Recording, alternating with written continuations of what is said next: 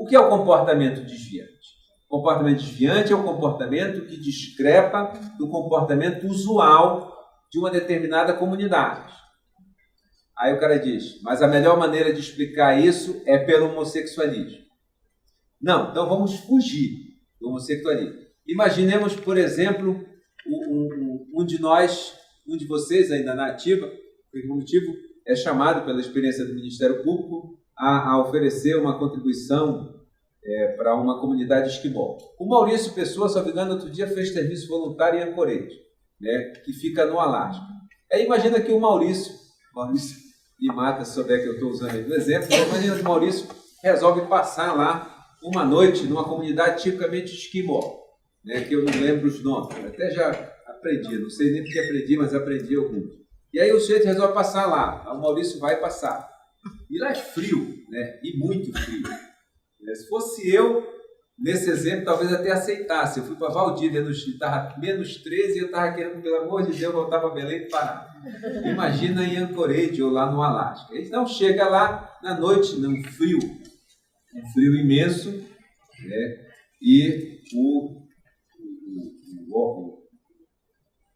líder lá da comunidade está hospedando o Maurício, oferece então a sua esposa em sinal de hospitalidade para esquentar o Maurício. Para esquentá-la com o corpo, né? Com o calor do corpo. E o Maurício diz, claro que não. Claro que não. Sou casado, sei lá, né? Estou afim, não quero. A partir daquele momento, isso mais do que ser considerado uma ofensa, vai iniciar sendo considerado um comportamento que é diferente do usual.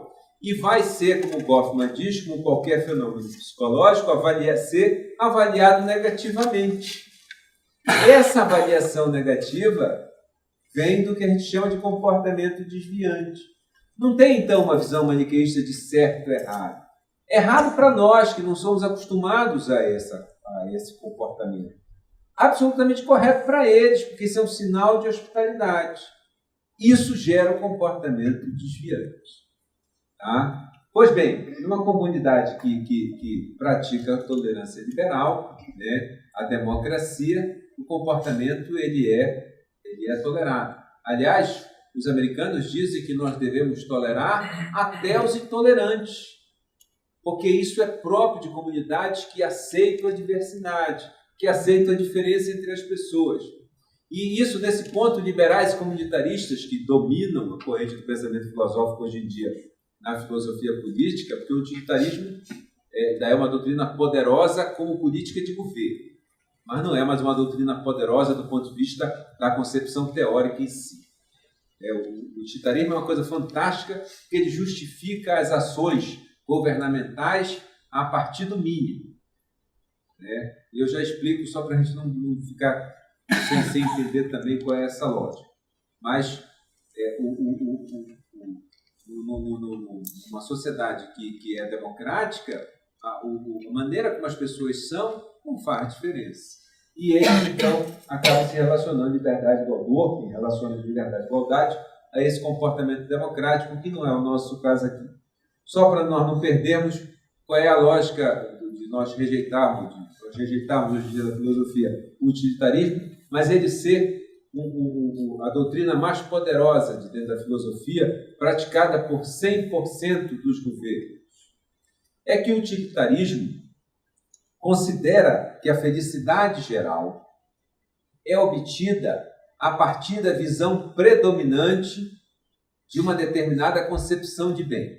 Funciona da seguinte forma: eu não consigo ter uma forma de viver ou um plano de vida que seja comum a todos os indivíduos.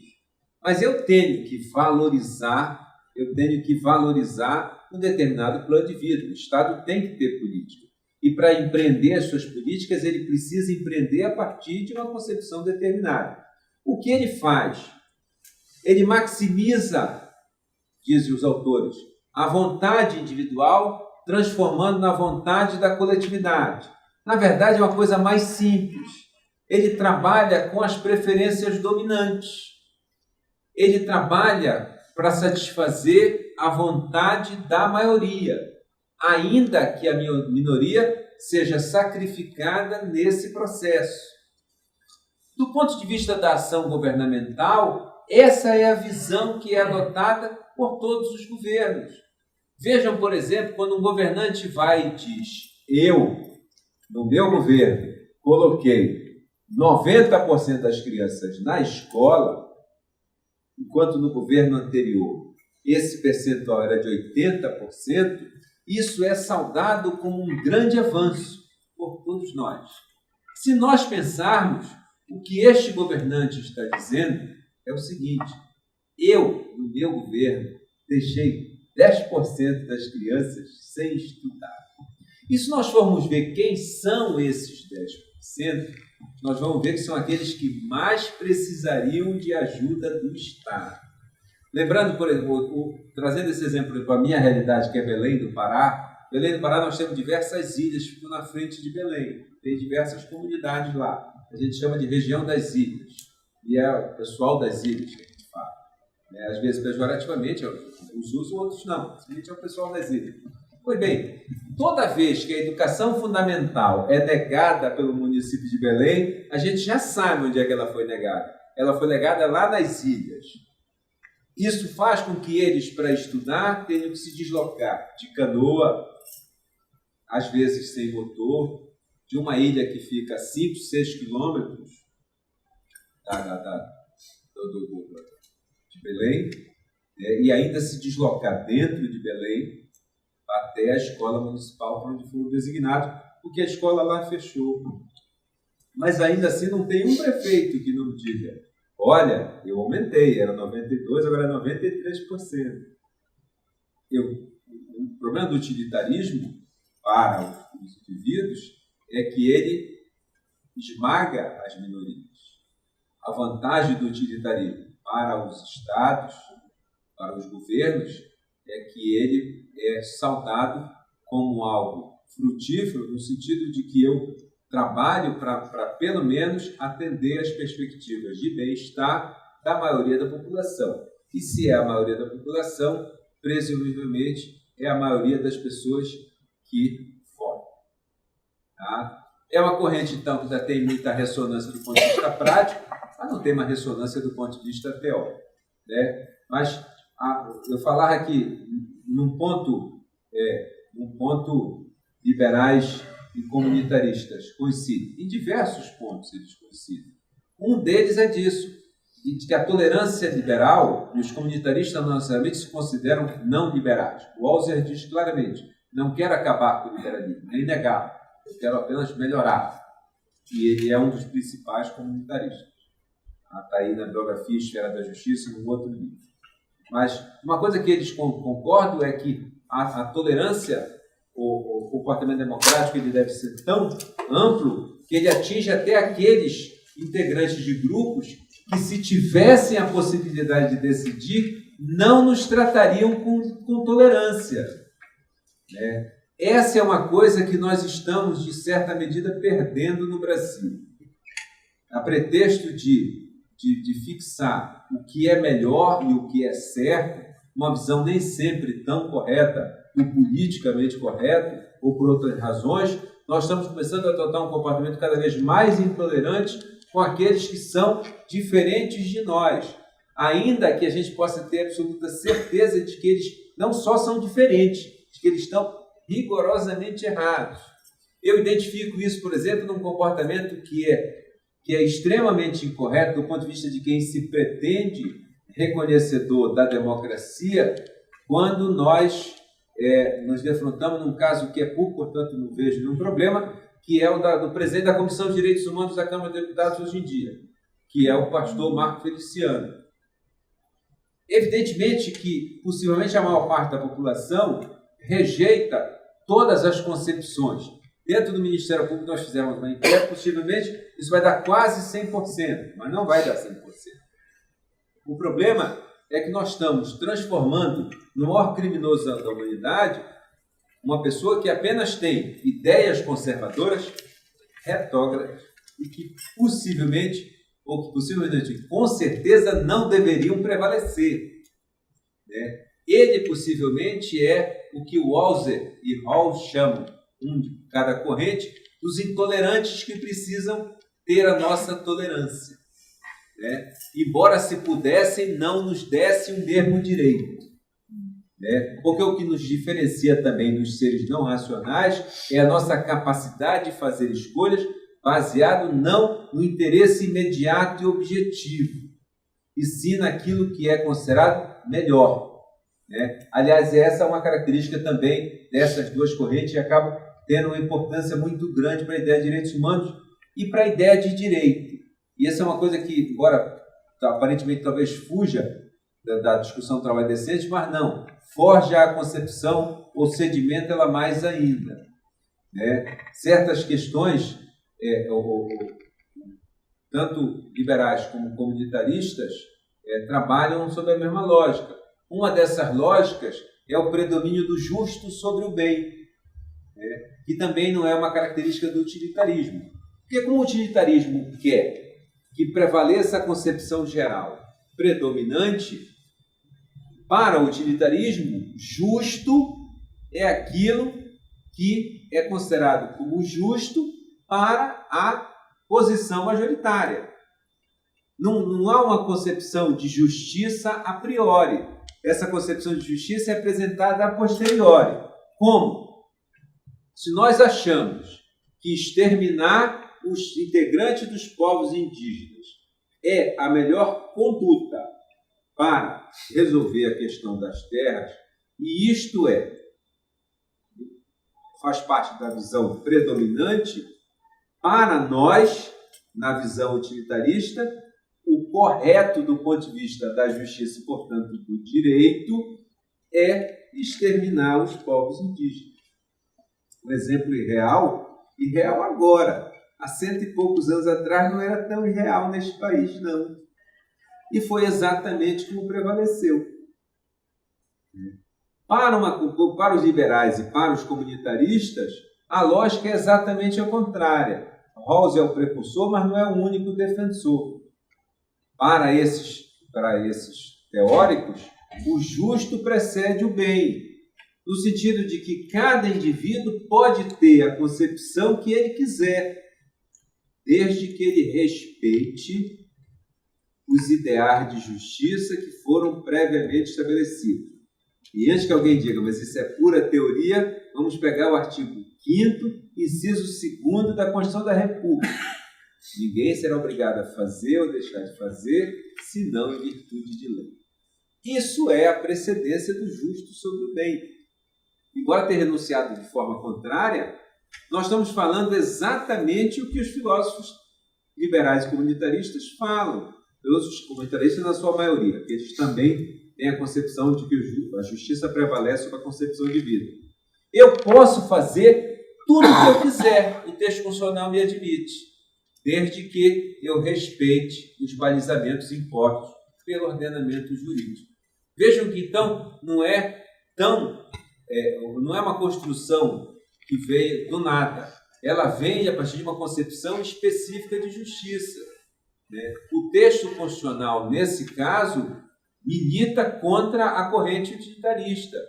Para um utilitarista, seria o contrário. Se a maioria acha que isso é bom, então vamos fazer desse jeito. Para um liberal, para um comunitarista, o contrário. Direitos humanos não é uma concepção que possa ser pensada fora do liberalismo, nessa visão mais predominante, ou, eventualmente, fora do comunitarismo. Aí eu faço essa concessão. Por quê? Porque é preciso, para que a ideia de direitos humanos floresça e seja reconhecida, e nós vivemos disso. Porque uma coisa que eu vou defender na sexta-feira, no final do curso, e eu defendi agora na segunda edição daquele estudo aprofundado do IPT, que o Ellison e o Henrique organizaram o primeiro que ano passado, organizaram o segundo, que infelizmente não foi lançado no Congresso, mas está sendo lançado agora. O que eu vou dizer é uma coisa que eu também não inventei, que eu aprendi com uma subprocuradora-geral do Trabalho na última vez que o Fórum Social Mundial foi realizado em Porto Alegre, naquela primeira versão. Eu não lembro quando foi, se foi 2005, se foi 2006, mas aprendi com a subprocuradora Ela Vieca de Castilho, acho que é assim o nome todo, né? De que o Ministério Público para ser basicamente ou principalmente, prioritariamente, um defensor de direitos humanos. Então, essa é uma coisa que eu defendi desde o tempo que estava na ativa, defendi com a Sandra, defendi com o Otávio, que os nossos esforços fossem voltados prioritariamente para a proteção do trabalho decente. Não porque eu trabalhar no trabalho decente, e sim porque todos nós trabalhamos com o trabalho decente, qualquer que seja a denominação que nós queiramos dar para esse conjunto. Porque as nossas coordenadorias nacionais, elas refletem exatamente o trabalho decente. Uma visão ampliada da OIT, sim, porque a visão da OIT é uma visão restrita, por uma razão específica. O fato de que eles precisam do consenso dos Estados. E é difícil negociar Estado por Estado até as declarações, né? Nós sabemos que, eu fiquei me dando um assunto outro, espero poder retomar, mas nós sabemos que as convenções da OIT elas são aprovadas com um voto favorável de 2/3 dos presentes à Conferência Nacional do Trabalho. Mas tem um quórum qualificado dentro desse quórum maior, né? Que nós lembramos ainda, 2/3 do voto dos Estados. Não é simples arrancar dentro da Organização Internacional do Trabalho normas avançadas. Se nós formos pensar por esse prisma, é quase sobrenatural que a OIT tenha tantas normas de proteção ao trabalhador, porque o conservadorismo dos Estados seria capaz de derrubar todas. Bastava que eles não dessem 2/3 dos votos favoráveis. Nós sabemos que há Estados que não votam favoravelmente a nenhuma convenção, ou se votam, não adotam, por uma questão, às vezes, do seu comportamento interno, por uma questão, às vezes, doutrinária. Os Estados Unidos da América não ratificaram nem a Convenção sobre os Direitos da Criança.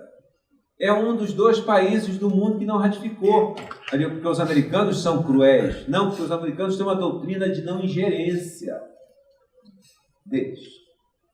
Ora, eles têm uma doutrina de bastante ingerência. Mas lá, eles têm uma doutrina de não ingerência. Então, não posso sofrer ingerência interna. Isso viola os direitos do povo americano. E eles chegam às raias do absurdo de não adotar nem a Convenção dos Direitos da Criança.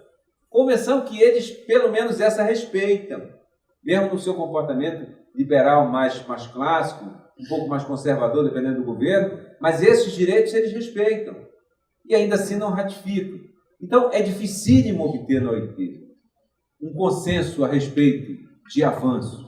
Então, se nós formos pensar, esses 4 aspectos da liberdade, dos direitos fundamentais em matéria de trabalho que a OIT consagrou na declaração, que não é aprovado, não é ratificado, é aprovado, mas não é ratificado, já são um avanço considerável. Liberdade, igualdade, liberdade sindical, igualdade, liberdade no trabalho, igualdade no trabalho, proibição do trabalho infantil, proibição do trabalho da criança, proteção do trabalho do adolescente. Já é um avanço, mas evidentemente que para nós é muito pouco. Nós temos uma legislação muito mais rica. O nosso texto constitucional, em matéria de direitos fundamentais dos trabalhadores, é muito mais rico do que esses 4 aspectos. E é por isso que nós, no Ministério Público, trabalhamos, nós, numa licença poética, que eu estou na aposentadoria. Mas nós, do Ministério Público do Trabalho, trabalhamos com coordenadorias que vão além desses 4 aspectos. Nós temos coordenadores que tratam desse aspecto, por igualdade, com ANAET, com ANALIS e por de infância. Mas nós temos outros, né?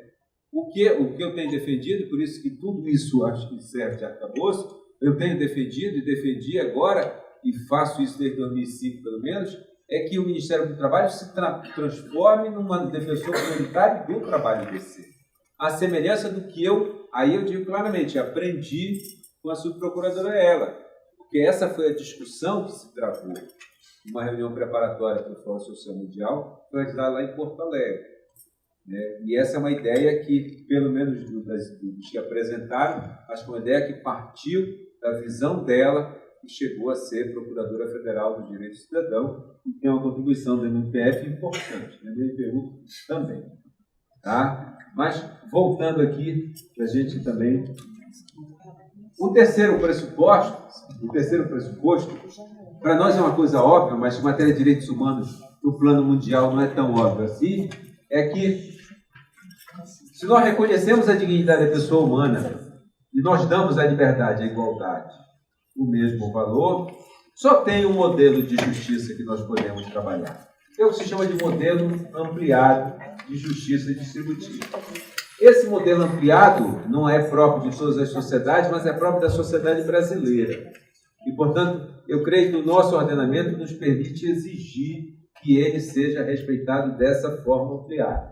Tá? É compreendido, então, como um modelo em que o Estado reconhece que é sua obrigação proporcionar e exigir o respeito, proporcionar o acesso das pessoas a todos os bens fundamentais, até, ou podemos dizer, até e principalmente os materiais, especialmente para os que integram a classe que vive do trabalho, que essa é a classe que tem maiores dificuldades na obtenção dos bens da vida.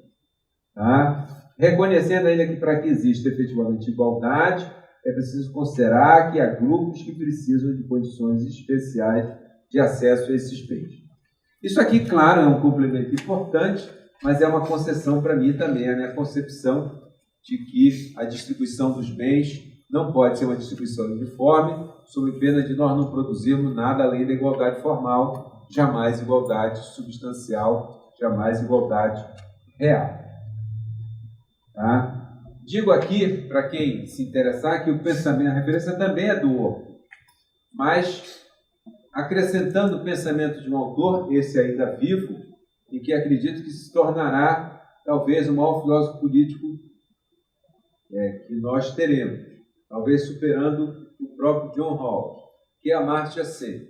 Amartya Sen, bastante conhecido no Brasil, pelas obras, principalmente as duas primeiras, a terceira já tem tradução, não sei se tem tradução no Brasil.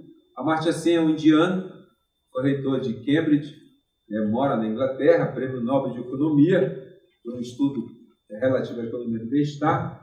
E Amartya Sen, ele agrega em toda essa discussão que envolve vulnerabilidade, que envolve desigualdade, que envolve igualdade, uma coisa que hoje em dia parece óbvia para todo mundo, mas que saiu da cabeça de um ser humano específico.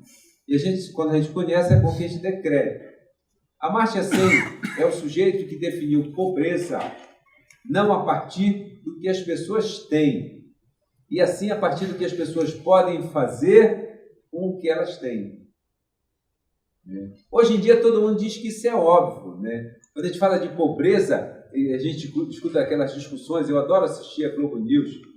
Hoje eu assisti a TV Senado, que eu também gosto, Essas discussões acho legal. Algumas comissões, algumas são legais, são boas, instrutivas, outras são divertidas, mas ainda assim acho uma coisa interessante para a televisão, da Globo News. E o sujeito vem com uma coisa como se ele tivesse descobrindo a pólvora. Então, pobreza não é só o que eu tenho, sim o que eu posso fazer com o que eu tenho. Como se aquilo tivesse sido inventado naquele momento. Quem inventou isso foi este sujeito, este indiano. Qual é a vantagem dele em relação aos autores anteriores? Ele é indiano e os outros são americanos. Que diferença faz? Ele vive numa sociedade não totalmente estruturada. Que os americanos podem ter todas as suas mazelas, mas eles são uma sociedade já estruturada. Suas instituições são sólidas. Podem funcionar, às vezes, para o mal, mas elas funcionam porque são sólidas. Ele vem de uma sociedade parecida com a nossa, em que as instituições balançam. Nós não temos instituições sociais consolidadas. E não são só instituições públicas, nós não temos instituições sociais consolidadas. Dizer que nós temos, por exemplo, uma democracia consolidada é uma coisa perigosa, porque não me parece que as nossas instituições sejam capazes de suportar um ataque mais intenso contra elas. Sobrevive atualmente o retrocesso em matéria de direitos humanos à indignação de um conjunto qualquer de parlamentares, porque nós não temos referência popular para barrar propostas que sejam propostas autoritárias. Quem é que barra violações flagrantes à liberdade de expressão, manifestação de pensamento dentro do Congresso Nacional? As nossas oposições não são as nossas oposições. Na Câmara são 90 pessoas, no Senado não deve dar 20%. Quem barra é o PMDB, considerado um partido que é satanizado por todo mundo, mas o PMDB ainda impede que determinadas, eu não estou falando nada a favor além disso, Por favor, fique claro. Nem contra também. Estou simplesmente dizendo que é o Partido Movimento Democrático Brasileiro que tem barrado certas tentativas, porque a sociedade não é organizada o suficiente. Então, qual é a vantagem de trabalhar ou de ver as ideias a partir de alguém que vive uma realidade que parece um caos, como nós, às vezes, vivemos? Nem sempre. É porque ele conhece uma realidade própria daqueles países que estão construindo ainda os seus valores. Construindo. Embora ele more na Inglaterra, tenha sido reitor de Cambridge, ele é um indiano de nascimento e um indiano de coração. Quem é fácil ver isso, basta ler um livro chamado Desenvolvimento por Liberdade, que é o primeiro livro famoso do Amartya Sen, pelo menos no Brasil, em que ele fala da situação da pobreza a partir de uma vivência que ele tem. Ou no livro que eu estou sugerindo aqui, que é o Desigualdade Reexaminada, publicado em 2001 aqui no Brasil pela Record, onde ele propõe uma nova maneira de visualizar a igualdade. Ele diz: igualdade não deve ser mais vista a partir dos meios, porque os filósofos políticos eles trabalham principalmente a partir de recursos. Como diz Amartya Sen, a gente não deve tentar definir igualdade, a gente deve definir que tipo de igualdade nós estamos falando. Então, Amartya Sen, no Desigualdade Reexaminada, começa falando o seguinte: antes de definir a igualdade, nós precisamos dizer de igualdade de quê? Porque é a igualdade de quê que determina como ela pode ser definida e como ela pode ser encontrada. Se eu disser que eu quero igualdade de liberdade, ou seja, liberdades iguais para todos, eu não preciso de direitos sociais, eu não preciso de nenhuma doutrina de esquerda. Eu posso pegar um libertário, que é também chamado por alguns autores de neoliberal, que ele consagra a liberdade igual, porque essa é a base da doutrina libertária. Então, Amartya Sen, conclusão primeira: todas as doutrinas trabalham com a igualdade. Resta saber que tipo de igualdade. Por quê? Porque um libertário diz o seguinte: eu não quero saber de direitos sociais, de saúde e educação. O Estado não é obrigado. O Estado só tem duas obrigações: reprimir ato ilícito e fazer com que os contratos sejam cumpridos. Em compensação, ele garante liberdade para todos, a igualdade na liberdade para todos, portanto, concede isso do ponto de vista formal. São as minhas condições especiais que vão determinar o meu sucesso ou o meu insucesso. Mas a igualdade é atômica. Amartya Sen diz: é por isso que nós devemos rejeitar também aqueles que trabalham com a liberdade de meios, como John Rawls e a igualdade de recursos de do outro. Nós temos que trabalhar com o que as pessoas são capazes de fazer com os recursos que possuem. E aí ele traz a ideia de diversidade humana. Essa ideia que hoje em dia nós aceitamos como absolutamente óbvia, não é tão óbvia nem tão antiga assim. E é isso que eu estou querendo enfatizar. Amartya Sen escreve mais ou menos a respeito disso há mais ou menos uns 50 anos. Mas 50 anos para a doutrina não é nada, não é tanto. Rawls escreveu há mais tempo. O Orbe já escrevia desde 77 a respeito de ações afirmativas. Amartya Sen está escrevendo a partir de 80, mais ou menos, então 30 anos. E é ele que vai trazer essa ideia. Por isso que ele fazia essa igualdade, a igualdade de funcionamentos, que é a possibilidade de materializar estados e ações. E ele traz então essa ideia de que o que importa é eu ser igual na possibilidade que eu tenho de materializar os atos que eu pretendo, ou que para mim são importantes. No fundo, a discussão acaba terminando na liberdade. E a igualdade acaba sendo instrumental. Se nós formos ver, do ponto de vista prático, acaba sendo isso mesmo. Nós não usamos a saúde como um fim em si mesmo. Nós usamos a saúde para poder ter liberdade e empreender as ações que nós queremos empreender.